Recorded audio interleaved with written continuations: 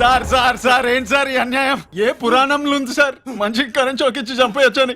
ఎవ్డే సుబ్రహ్మణ్యం సినిమాలో చిన్న పాత్రలో నటించిన తన నటనతో అందర్నీ ఆకట్టుకున్న విజయ్ దేవరకొండ చేసిన పెళ్లి చూపులు సూపర్ హిట్ కావడంతో విజయ్ దేవరకొండ నెక్స్ట్ సినిమా ఏంటో అని ప్రేక్షకుల్లో ఒక క్యూరియాసిటీ ఏర్పడింది. ఇదే టైంలో విజయ్ దేవరకొండ నటించిన సినిమా ప్రేక్షకుల ముందుకొచ్చింది. సినిమాపై మంచి ఎక్స్పెక్టేషన్స్ క్రియేట్ అయ్యాయి. మరి విజయ్ దేవరకొండ హీరోగా చేసిన రెండో ప్రయత్నం ఎంతవరకు సక్సెస్ అయిందో తెలియాలి అంటే మనం స్టోరీలోకి వెళ్లాల్సిందే. ఎర్రసీను ఫ్రెండ్స్ తో కలిసి చిన్న చితక దొంగతనాలు చేస్తూ ఉంటాడు. ఒక పెద్ద దొంగతనం చేసి లైఫ్ లో సెటిల్ అయిపోవాలి అనుకుంటాడు.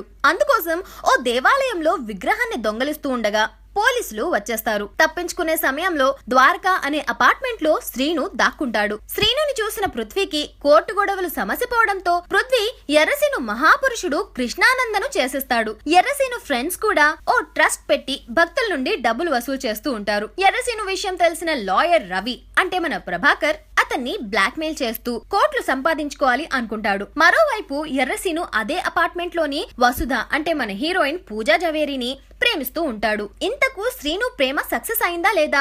దొంగ బాబాగా శ్రీను అవతారం చాలిస్తాడా? ఈ విషయాలన్నీ తెలుసుకోవాలి అనుకుంటే సినిమా చూడాల్సిందే. ఈ సినిమా ప్లస్ పాయింట్స్ విషయానికి వస్తే artist performance, comedy, cinematography. Minus points slow narration and editing. పెళ్లి చూపుల తర్వాత విజయ్ దేవరకొండ రెండో మూవీ ఇది. ఈ మూవీలో కూడా తనదైన నటనతో విజయ్ అందరినీ ఆకట్టుకున్నాడు.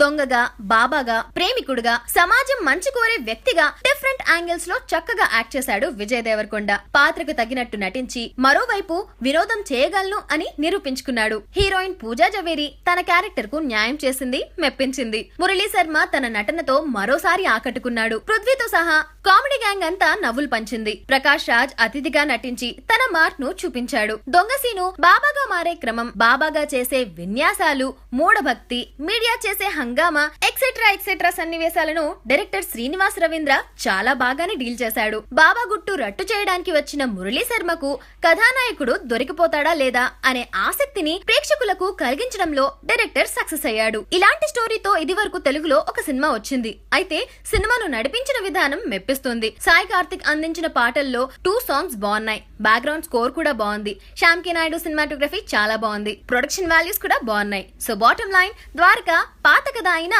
కొత్త కలరింగ్ తో మెప్పించింది. So I'm going with 3 stars. మీరు ఈ సినిమా చూసినట్టయితే మీకు ఎంత బాగా నచ్చింది, మీరు ఎన్ని స్టార్స్ ఇస్తారు అనేది కింద కామెంట్ బాక్స్ లో పోస్ట్ చేసేయండి. Thank you so much for watching and please subscribe. Hi India glitz viewers, నేను ధన్య బాలకృష్ణ. మన ఇండియా గ్లిట్స్ చేసిన ఎక్స్క్లూజివ్ ఇంటర్వ్యూస్ అన్నీ యూట్యూబ్లో చూడండి. Please subscribe to IG Telugu.